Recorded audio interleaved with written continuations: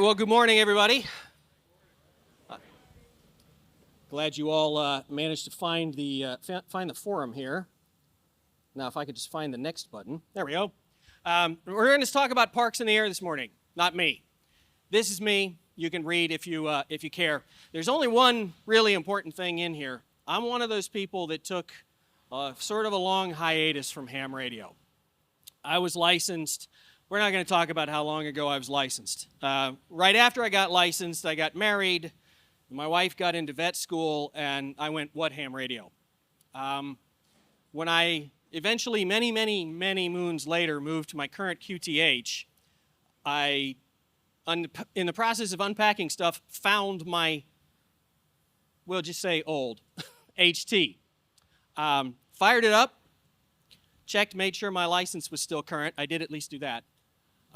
Threw out a call on a local repeater, and somebody answered me. And I'm here today. Okay? So, listen to your repeaters. Answer when somebody throws out a call. All right, parks on the air. Why, right? What are we doing here? Well, who remembers National Parks on the Air from 2016? Yeah, it's fewer hands every year, but it's still a bunch. National Parks on the Air was one of the more successful things the ARRL has pulled off in recent memory. It was a fantastic program. It was a great way to celebrate the national parks and a great way to get folks excited about something new in ham radio. National Parks on the Air had one and only one problem, and that's that build slides don't work. That's okay. It had really one and only one problem. That was January 1st, 2017. It went poof. And this really fun thing that everybody enjoyed went away. So a couple of folks decided, that's no good. We should do something about that. And they started Parks on the Air. And they said, well, we're going to do something new. Let's not just copy National Parks on the Air. What else is good? Field Day's good, right? We like Field Day. We all think going on a de-expedition would be fun. If you've read any of the stories from Bouvet Island, I'm no longer convinced, but it sounds good on paper. And who doesn't like to play with their toys, right? That's half the hobby, is you're going to play with the toys. So we wanted to do something fun. We talk a lot about MCOM, community service. These are important things. If those things go away, the bands probably go with them. But let's be honest, 99 and 44/100% of the time, ham radio is a hobby. Parks on the Air is a self-selected hobby within a hobby. If you're not having fun, you're doing it wrong, or you're doing the wrong thing, or something. It's supposed to be fun. Personally, I don't think it ever gets old, right? Throwing out the CQ and hearing the call signs come back. I've done it. I don't want to think about how many times I've done it, but it's fun every single time. James has done it 10,000 times more than I have, and he's still doing it. He's still having fun. So what else? I don't know about y'all, I'm lazy. I'm old enough, I feel like I've earned it. Might not be true, I'm sticking with the story. Parks on the Air, it's about as easy as it gets.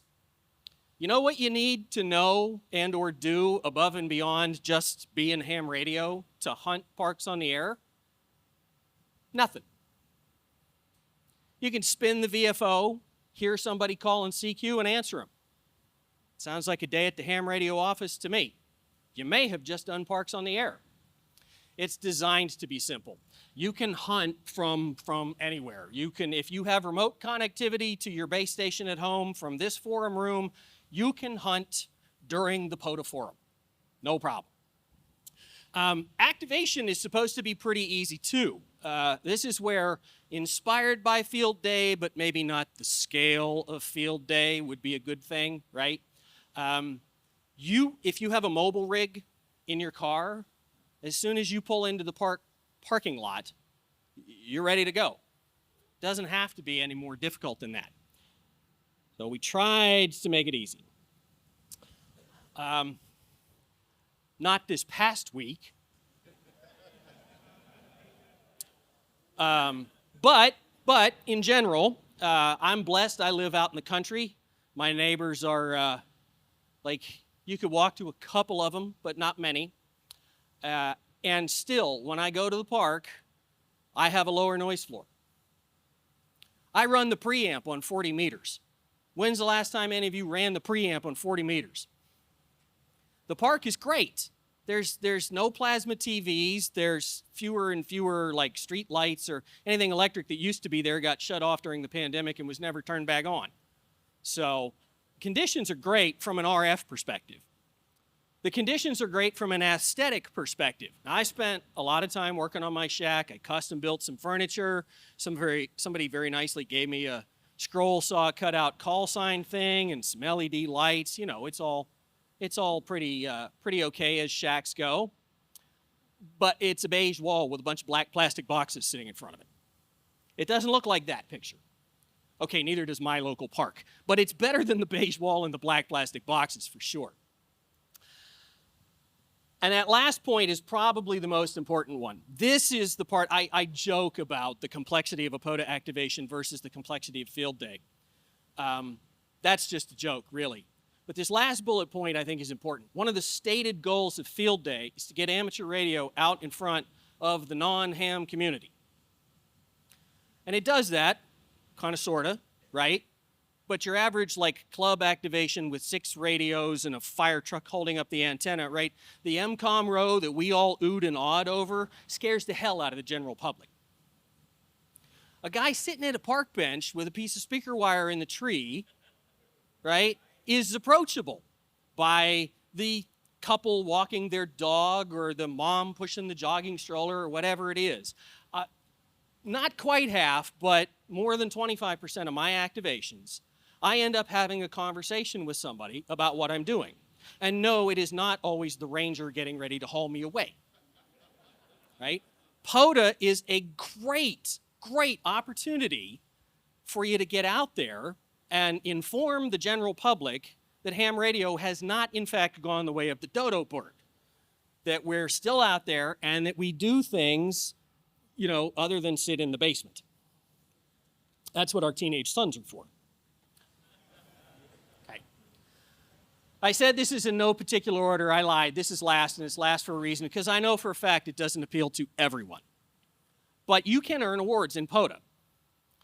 These awards are based on your statistics, and your statistics alone. You're not being compared to anyone else.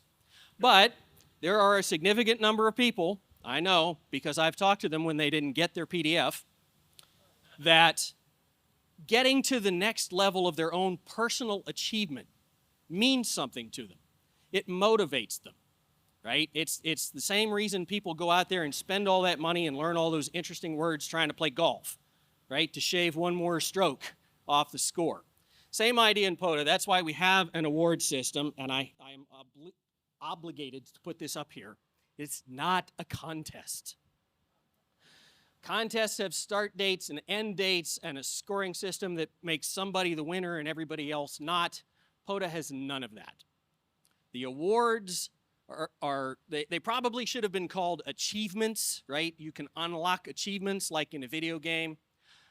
That's what they're for. They're to motivate people who like to track their own progress against themselves. I've thrown these two terms around. I do that like everybody knows what they are, and not everybody knows what they are. So let me, just quick definitions. When I say activator, I mean the person in the park. And the important part of that is in the park. Person, equipment, the entire length of your coax, right? Both shoes, you're in the park. Hunter is the other person. The activator's got to talk to somebody. Hunter is the other end of the QSO. Where can the hunter be? If you can get yourself a trip to the space station and you want to hunt from the space station, we'd love to have your QSO. That would be interesting. Okay. The good news is it's not a lot of rules. Part of the simple prospect. I already said, if you want to hunt, the POTA rules are be legal and be nice. right? If you're following the golden rule and you're following Part 97 or whatever the law is in wherever you're from, you're good, right? If you haven't read the DX Code of Conduct, you should. It'll take you 42 seconds. It's a couple of bullet points that say these really hard to understand things like, please don't tune up your Viking 2 in the middle of the pileup. You know, real hard to understand stuff. If you're an activator, there are a couple of other requirements. You're going to have a POTA account. Technically, you don't to hunt. You can hunt without ever actually thinking about POTA the organization. I'm going to encourage you here in a bit to do so. But if you're an activator, you're going to have a POTA account because you're going to have to upload your logs via the POTA website. And as I mentioned, you're going to have to be in the park. Ugh.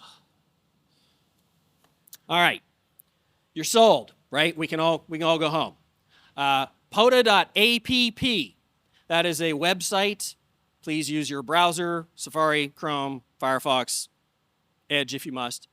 It is a website. Just because it says .app, do not go looking in the app store on your phone, tablet, whatever else. I would love to say that you just won't find anything. It's worse than that. You'll find some stuff that you don't want. We'd just put it that way. So the POTA.app is the main property for the Parks on the Air program. This is where everything is. The documentation's there, the map that shows you where all the parks are, the rules, the spotting page, the links to all of the how-to videos. I mean, everything is on the POTA.app webpage at this point. We do also maintain a litany of social networking communities, and when I say we maintain, I basically mean somebody from the POTA staff is part of the community, and if it goes too far awry, we'll probably yell and stamp their feet just so you know things have gone off the rails. Facebook, Twitter, X I guess it is now, Discord, Slack, Instagram, take whatever your poison is. I will tell you that the POTA community is a great example of what these platforms can and should be, by and large. I mean, it's still Facebook, come on. But if it weren't for the POTA Facebook group, I'd have deleted my Facebook account years ago. It's a pretty good community. You know, the talk is about POTA, not November. The talk is about antennas and activations and the POTA rules, and is 95+% positive in there. As long as you don't ask what logging program to use, you'll be fine in the Facebook community. All right, so what's day in the life of an activator look like? All right, this is me back when I had hair, and I'm getting ready to go activate. So what's the first thing I'm going to do? Apologize to my wife. The second thing I'm going to do is go to POTA.app and figure out where am I going. Now, if you go to POTA.app, and instead of a map with a blue dot that says you are here and yellow dots that says the parks are here, you see a beautiful solid blue block, it means that the POTA site could not determine where you are, and so it has dropped you at latitude 0, longitude 0, which for those who don't know is directly off the west coast of Africa in the middle of the ocean. So zoom out, eventually you will recognize where you are. Now, the map shows you a yellow dot for each park. Do you have to be on the yellow dot? No. No. The database has only got room for one lat long. So there's one dot for each park. But there are lots of parks that have multiple spots. There are parks that cover hundreds of square miles. There are trails. The entirety of the Appalachian Trail is a POTA park. It has one yellow dot somewhere. I don't even know where it is. So the yellow dot it's like that passenger side mirror. It kind of shows you what's out there, but it's not exact. Once you've decided where you're going, I would suggest you add your activation to the schedule. I'll be honest, this is a little less important than it used to be now that things are so active, but it's still out there and there are still good reasons to do it. Come on. Then you're going to load up your stuff and you're going to go. This is my mode of transport now that the weather is getting nice. So yes, downsizing your kit is a good thing. When you get there, you're going to find a spot and you're going to set up your station. Remember from slide 962 earlier that you are an ambassador for our hobby. When you set up your station, please do not run your 160-meter radials down the middle of the girls' soccer field. Right? Do not prune the tree so that your antenna will fit right. You got to treat this, we use the hiker's creed, right? Leave no trace. Your station footprint needs to be consistent with all of the park rules. So things like putting a wire in a tree or driving a stake in the ground may or may not be copacetic, depends where you are. Check your local laws. But also, you know, if you are thinking about power options for your station, a battery is small and makes no noise. A generator will bother everybody for 7 pavilions around you, even if it's a Honda. So plan your equipment and your station accordingly, because I promise you do not need NASA mission control to make contacts in POTA. I take an 891, I run it at 40 or 50 watts, I have an end-fed half wave that I throw in the tree, and I routinely run over 100 QSOs an hour. You don't need much, so don't burden yourself with a lot of junk. Once you get set up, you're going to want to get on the spotting page. If your cell phone has internet access, you're golden. You go to POTA.app, you put yourself on the spotting page. If you're at a park that does not have cell service, in western Pennsylvania, the parks are by the water, and the water is at the bottom of the ravine. Ain't geography grand. If you don't have cell service, what do? Well, there are some alternate technical ways you can spot. If you were on the schedule, you can call CQ with a digital mode, including the original CW, and various beacons and robots and things will pick you up and put you on the spotting page. You can do it through WinLink, you can do it through APRS. There's all kinds of ways to get on the spotting page, some of which are fun to play with, even if you have cellular internet service. Honestly, the best way is to spin the dial and find another activator. Call that activator, work them, get a park-to-park contact, and then go, oh, by the way, I can't spot myself. Can you do it? And if they can't, one of the 900 people who is waiting to call them will go, I'll spot you, and it'll just get taken care of. Or just call CQ. Don't worry about it. The first person that hunts you will put you on the spotting page, and it won't take that long. You want to get on the spotting page because if you build it, they will come. I mentioned I routinely, on phone, run over 100 QSOs an hour. On CW, I run 2. And that's just me. My first CW activation, I thought I was going to be smart and hide on 12 meters so nobody could find me. I instantly got 5 DX calls that I couldn't decode. Go figure. Oh well. So you're going to have to log your contacts, paper or plastic, take your pick out in the field. Eventually, they've got to be electronic to get to the POTA organization. The specs for what needs to be in that ADI file are in the POTA docs.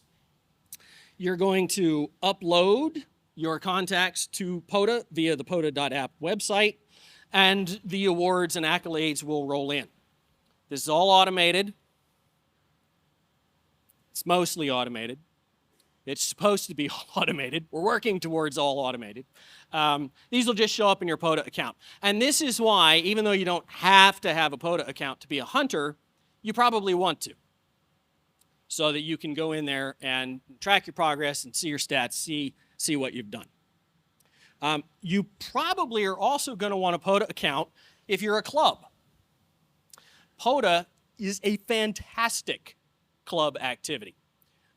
This club right here, it's the Whiskey Whiskey 3 Alpha Alpha Alpha Club in the west of Pittsburgh, has seen massive growth over the last 2 or 3 years. POTA is not solely responsible for that. The club has done a bunch of things to help itself. But POTA was definitely one of the keys, because I think fundamentally the thing that really helped the club was we got out and started doing stuff other than have a club meeting. So POTA is a fantastic club activity. It's set up so that once you get a club account, you can take club members out. You can all operate under the club call sign, and both the club and the individual operators will get POTA credit for those QSOs. So you don't have to worry your operators are not losing anything going out and operating under the club call sign. Hint, hint, there is no better way to get your technicians on HF. You're operating under the club call sign. You're going to have a control operator sitting there. You're perfectly within the law to let the techs operate on HF under the club call. They will be hooked instantly.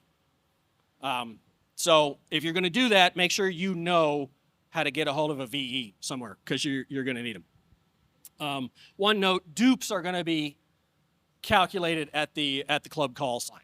So if you do happen to have 2 or 3 different operators operating under the club call and they have to make duplicate contacts, they're going to be dupes. Even the individual operators aren't going to get those. Speaking of QSOs, what's a QSO, right? I feel like it's not safe to ask a what is anything question anymore, but for QSOs, POTA considers these 5 things to be important. Most of them are pretty obvious. Date, who'd you talk to, what band were you on, what mode were you using, and what park were you in? Or what park was the other person in the case of a park-to-park contact. What's interesting about POTA is that while I'm sure you're all familiar with the, like phone, CW, and other digital modes are different modes. Well, guess what? In POTA, so are AM, FM, and sideband. Those are all different modes so far as POTA is concerned. Likewise, in the computer-based digital space, if you want to fire up FL Digi and run down that list of operating modes and see if you can make a QSO using all of them, they're all going to count. So I'll say 2 things about that, because I always see a couple of people shaking their heads when I say that. One, refer back to where this is supposed to be fun, right? If this is what you want to do, why should some arbitrary rule stand in your way? If this is what you think is fun, go do it. We'll count it, because that's the point of the whole thing. The second thing I will say to those of you who are shaking your heads because you go, well, that's crazy. That's like, gimme QSOs. Try it. Try it. All right, I've been talking about activators and what do activators have to do and how do activators get QSOs. They get QSOs by talking to hunters. This program doesn't work without hunters. I'm going to go into some stats later that show you just exactly how important the hunters are. But please, please, please, if you're on the fence about getting involved in POTA because you don't see yourself packing up your stuff and going to the park, don't let that stop you. The overwhelming majority of the people participating in POTA do so exclusively as hunters, do so exclusively from their home shack. And thank God, because not due to lack of hunters, due to my own lack of preparation, I have in fact gone to the park and made 0 QSOs. And going to the park is always fun, but it's still a bad day. All right, deja vu time. Where do you go, right? You're sold. I want to be part of POTA. I can't believe I've waited this long. I could have had a V8. POTA.app. Your favorite web browser, POTA.app. Please, please, please, there's a brand shiny new button in the top right corner of the page that says Docs. You do not have to have a medical condition to click this button. Please click the button. The documentation is not War and Peace. It is going to take, even if English is not your first language, this is not going to take you 10 minutes to get through this documentation. It's really, really simple, and it really, really will answer every question you could possibly come up with. I'd be willing to put money on that. So, and then the social media communities, if you dare. All right, what has been going on? I did this last year. Some of you were rolling your eyes, hoping you were getting somebody else this year. Sorry.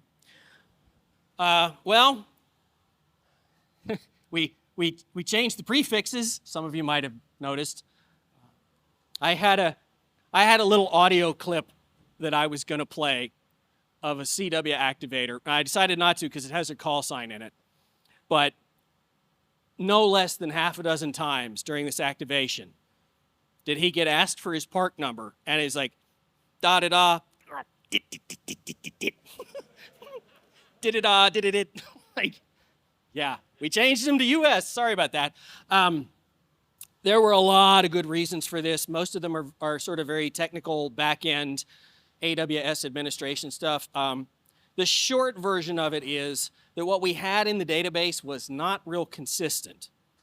And as POTA has grown internationally, we ran into a bunch of places where the existing system just had holes in it. There was nothing to do with the new people. And we made what I think are some improvements to this whole thing. So for instance, now, like American Samoa and Guam used to be just lumped in with K. Well, they now have their own prefixes. So if you happen to work all of American Samoa, we can actually figure that out. We never could before. And then not to get into the weeds of the whole thing, but believe it or not, if you go around the world, not everybody agrees where, like, what is the country and where the boundaries are and stuff like that. And you can actually get into trouble if you offend some of the people who are in these disagreements. So adhering to a published ISO international standard gets POTA out of that conversation. People want to argue over what their country's called or who owns it, they can go argue it with the ISO board. So there was a bonfire about this on Facebook prior to it happening, and then 3 days after it was over, crickets. Nothing. There's a couple of people who are like, oh man, now I got some K stuff in my log and some US stuff in my log, and they're still kind of learning how to deal with that. But for the most part, it was a pretty seamless transition. And because of that, I kind of want to give a shout out specifically to the dev team. I mean, really to all of the POTA volunteers. There's well over 100 people now running this organization. Yeah, no, they all deserve it. They all deserve it. They deserve a better face than me on stage for them, honestly. But they're all listed. If you go to that docs page, which you now don't have to know this URL, pota.app, click the button. There's a list of all the people and their roles and what they do. But yeah, the developers have definitely put in some long hours with precious little gratitude, honestly, to show for it, to keep that site up and running. And the uptime on the POTA website is fantastic. We are so far ahead of the Social Security Administration, you can't believe. Okay, what else did we do? Yeah, we retired the POTA plaque event.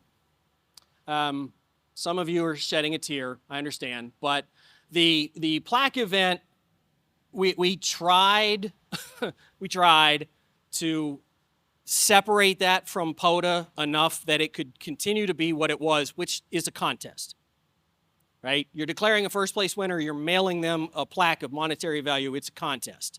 That's got to be a different thing from POTA. We tried to separate it, it didn't really work. In the end, we decided it just sort of needed to go the way of the dodo bird, and we're going to concentrate on day-to-day POTA, which continues to grow and get more participation all the time. Anyway, so with that, let's talk a little bit about what has happened to POTA. I was going to do this since 2023, and since I did this since 2022 last year, I actually have 2 years worth of stats. This is one of the things the devs are working on in the database. You'd be amazed what we don't have dates for. So, anywho, back in 2022, when I guess it was me, was up here talking about POTA, we were all excited. We had 20,000 users. Last year it was 38, and the slide says 55. It's already out of date. We just hit 56,000. So the growth of POTA marches on. To look at that in terms of activators, we've seen similar growth. The percentage of people who activate has grown. I would say there are more people out of the total activating today than there were historically, but to my point earlier, it remains well under half of the people who are activating. And then this is total call signs in the database. So 2022, there were 300,000 roughly unique call signs if you looked at the QSO database. There were 415 last year. As of the time I made this slide a week ago, 580,000 different hams at one point or another have participated in a Parks on the Air QSO. I don't even know what to say about that. That's a lot of people. Woo-hoo, I'll take it. I'll take it. Parks. So we went from 15 to 20 to 30,000 parks activated. These stats, by the way, are like May to May. This is Hamvention to Hamvention to Hamvention. And entities have tracked right along with it. As we have added countries, the number of parks activated, this is really where the growth in the number of parks has come from. 2022, we were at 71 DX entities actually had an activation in the program. Today, we sit at 133. And the number everybody loves, 26,289,000 QSOs. And just to show you what that looks like over time, right? That was, you could just see there's 2020, everything from before, right? Every log we took from NPOTA, everything from Marconi to 2021 is the dark blue. And then year on year, we went from, it's 7% of the total QSOs are from previous history, 14% were 2022, 29% in 23, and then, yeah, the QSO database has essentially doubled since last Hamvention.